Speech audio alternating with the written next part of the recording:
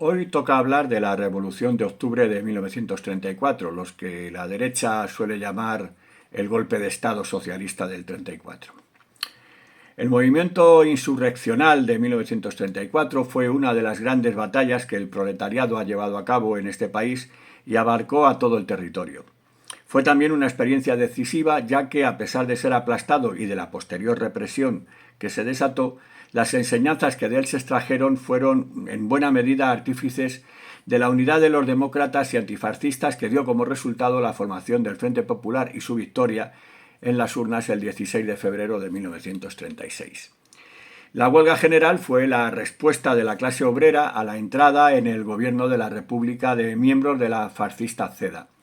El PSOE se lanzó a una huelga desorganizada y sin contar con otras fuerzas sindicales y políticas. La huelga general fue seguida con diversa intensidad, en Madrid, Barcelona, Valencia, Sevilla, Córdoba, Salamanca, Palencia, Asturias y el País Vasco.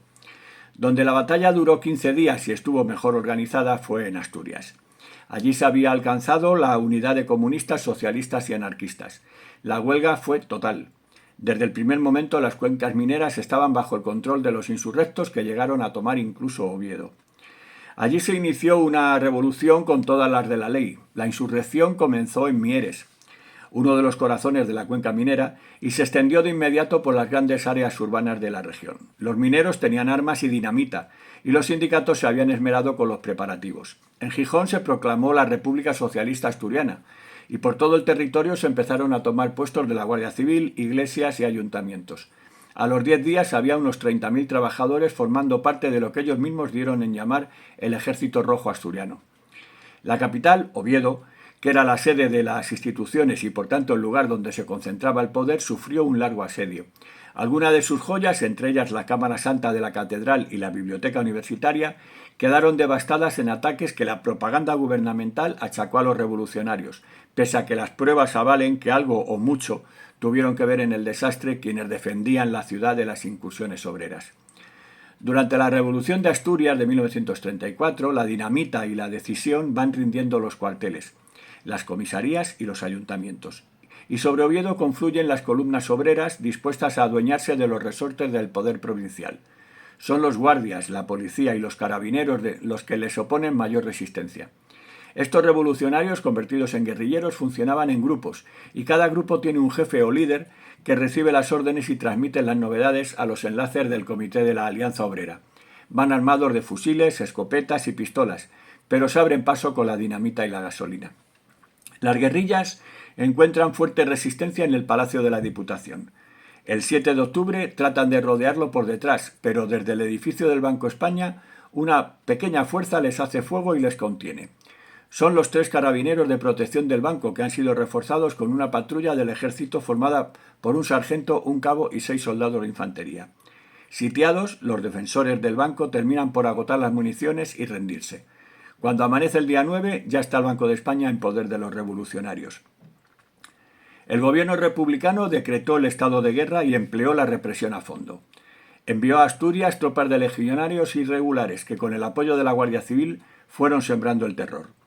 Más de un centenar de trabajadores fueron fusilados, 30.000 encarcelados, las organizaciones obreras ilegalizadas. Una represión que se extendió por todo el país, miles de detenidos y torturados, partidos y organizaciones ilegalizados, cierre de periódicos y locales obreros, censura de prensa, etc. Temiendo que los soldados del servicio militar o movilizados para la ocasión pudieran amotinarse y ponerse del lado de los revolucionarios, el gobierno de derechas enviaría a Asturias al ejército de Marruecos, formado por profesionales, muchos de ellos norteafricanos, acostumbrados a una guerra sin reglas, sin ninguna empatía por los obreros a los que iba a combatir.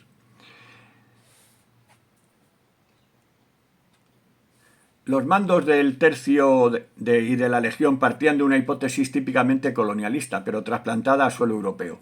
El triunfo de la insurrección no se había debido solo a los combatientes armados, sino también al apoyo de las familias y en general de toda la comunidad. Por ello, toda ella debía ser castigada, portara o no portara armas. Eliminar la barrera entre milicianos y civiles suponía elevar el nivel de la represión conocida hasta entonces en la lucha contra el movimiento obrero. Franco, desde su despacho en el Ministerio de la Guerra, dictó las órdenes que ejecutaron sobre el terreno el general López Ochoa y el general Yagüe, este al mando de las fuerzas coloniales.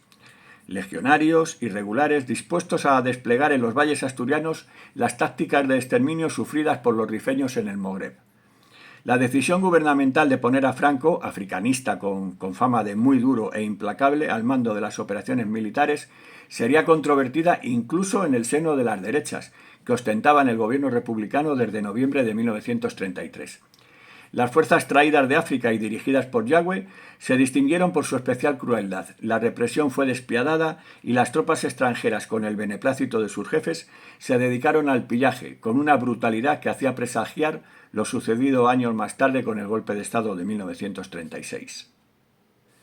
Tras las bombas llegaría el lanzamiento por los aviones militares de octavillas informando sobre el fracaso de la huelga en el resto de España e instando a los rebeldes de Asturias a deponer las armas y entregarse so pena de sufrir nuevos castigos hasta destruiros sin tregua ni perdón, ponían en esas octavillas. En los barrios obreros y de la periferia de Oviedo, el ejército colonial va a matar de forma indiscriminada a más de 60 vecinos acusados de haber apoyado el movimiento revolucionario. En los saqueos de casas y de tiendas, palizas y fusilamientos que van a acompañar la toma de la capital asturiana por el ejército, los mercenarios de origen norteafricano van a distinguirse por una violencia y crueldad desconocida, inusual en aquellas épocas. Los ecos del baño de sangre causado por estos en Oviedo va a llegar hasta unas fuerzas revolucionarias desmoralizadas y en retirada hacia las cuencas mineras. Cuando el Comité Revolucionario de la Batalla, definitivamente por perdida, y el líder socialista Belarmino Tomás negoció la rendición con el general López Ochoa, Tomás puso precisamente como una de las condiciones que no sean las tropas moras las primeras en entrar en las cuencas mineras. Una condición que Ochoa va a respetar, pero que no va a ser suficiente para impedir la ola represiva de los meses siguientes a la pacificación de Asturias. Bajo el pretexto de apresar a los dirigentes del movimiento revolucionario y de localizar tanto los arsenales de armas como el dinero robado de la delegación del Banco de España en Oviedo, también se producirían saqueos de las casas del pueblo y se generalizará la tortura de prisioneros en cárceles y comisarias. También se saquean ateneos obreros clausurados por orden gubernamental, se queman libros y se toman represalias y humillaciones públicas contra familiares de los líderes revolucionarios. Todo tipo de exageraciones y mentiras acerca de sacerdotes degollados por los revolucionarios, así como otras invenciones sobre supuestos crímenes sádicos cometidos durante la revolución, fundamentalmente contra religiosos, van a ser amplificados profusamente por los medios derechistas, creando con ello un estado de ánimo favorable a la mano dura y a la aplicación de las medidas de excepcionalidad.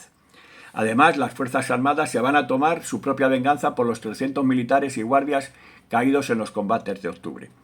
Aunque no será el único caso de una ejecución sin juicio previo, tendrá una especial repercusión la historia de los llamados mártires de Carballín.